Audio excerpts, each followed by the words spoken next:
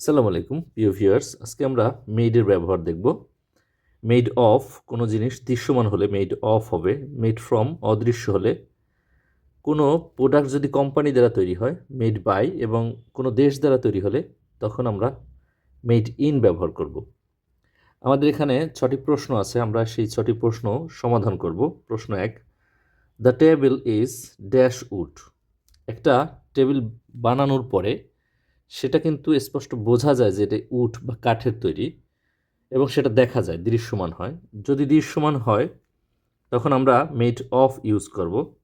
এক্ষেত্রে উত্তর হবে মেড অফ, মেড ফ্রম নয়।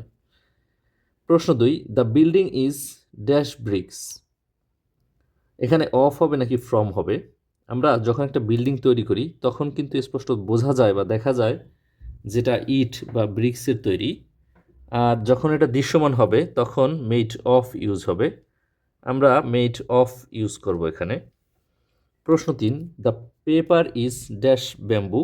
আমরা যদি একটা কাগজ হাতে নেই এবং এটা যদি আমরা না জানি যে এই কাগজটি বাঁশ দ্বারা তৈরি, তাহলে কিন্তু বাঁশ দিয়ে তৈরি, এটা কিন্তু কাগজ দেখে বোঝার কোনো উপায় নাই, এটা কিন্তু দৃশ্যমান না। কাগজ হাতে ধরার পরে কিন্তু বোঝা যাবে না যেটা বাঁশের তৈরি, কারণ এটা দৃশ্যমান না।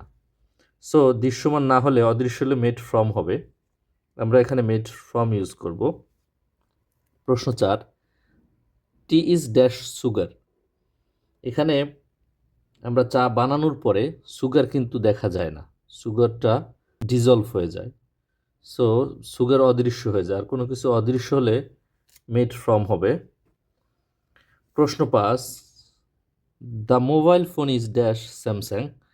এখানে স্যামসাং একটি কোম্পানি, স্যামসাং, নোকিয়া যখন কোম্পানি দ্বারা তৈরি হবে তখন কোম্পানি দ্বারা তৈরি হলে মেড বাই হবে। আমরা মেড বাই ইউজ করব। প্রশ্ন 6, the mobile phone is dash Bangladesh. এখানে কিন্তু বাংলাদেশের কথা বলা আছে, দেশ বাংলাদেশ, ইন্ডিয়া, পাকিস্তান, শ্রীলঙ্কা এভাবে যদি থাকে, দেশের নাম থাকে, তাহলে মেড ইন হবে।